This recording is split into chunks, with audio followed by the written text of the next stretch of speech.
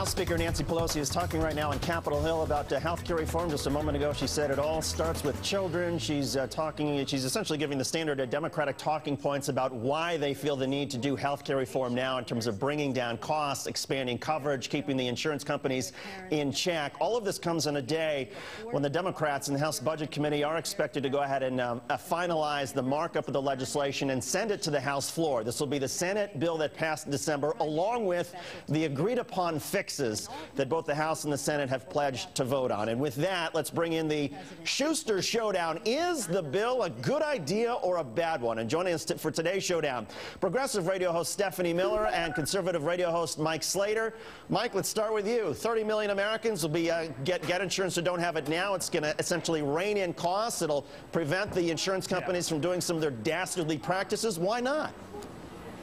Yeah, David, and the schnozberries taste like schnozberries in this utopia you plant out as well. Two things here. I want Stephanie's take on this, and I wish we had this debate from the jump. One, healthcare is not a right. In America, based off the Declaration of Independence, America's founding document, we have the rights to life, liberty, and the pursuit of happiness. Rights to action, not rights to reward. And point number two, Article 1, Section 8 of the U.S. Constitution, enumeration powers, nothing in there about the federal government being in control of healthcare. But before you go ahead and say that conservatives want people to die in the streets, we do have a 10th Amendment. No, I'm going to say that you got the Constitution wrong. The Constitution allows for the states to deal with interstate commerce and to deal with these very issues. So you're wrong on the Constitution. But Stephanie Miller, as far as the overall issue of health care reform, your take. Well, first of all, David, you can't get to liberty or the pursuit of happiness if you don't have life. So I disagree that it's not a right. I think it's our very first right. And I don't understand how anybody, like you say, can be against insuring 30 million more Americans, making sure people can't get rejected for pre-existing conditions, closing the donut hole. I mean, I don't know how you can be against it.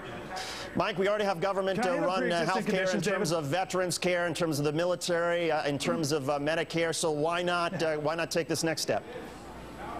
Yeah, we do. Veterans care is an abomination in this nation. Let me hit on that pre-existing conditions here right quick. This is a mind-boggling debate. Pre-existence, you're right, Stephanie. Conservatives don't want to force insurance companies to cover pre-existing conditions. We want to get rid of the notion of pre-existing conditions completely. This is a creation of government involvement in the healthcare sector. Go back to the Wage Stabilization Act of 1942. Nobody's forcing insurance companies to deny people on pre-existing conditions. But the fact of the matter is, if you're going to force the insurance companies to stop the pre-existing condition denial, you've got to expand the risk pool. And Stephanie, isn't that the rub? The Democrats and Republicans have very different ideas about how to expand the risk pool so that you can force the insurance companies to do this.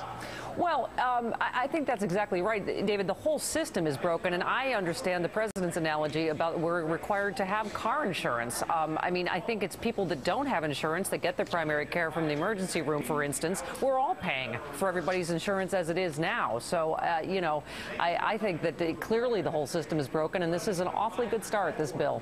Stephanie Miller and Mike Slater, feisty conversation. We appreciate you both coming on. I wish we had more time, but I promise we'll have you both back. No worries. Thanks again. Thanks.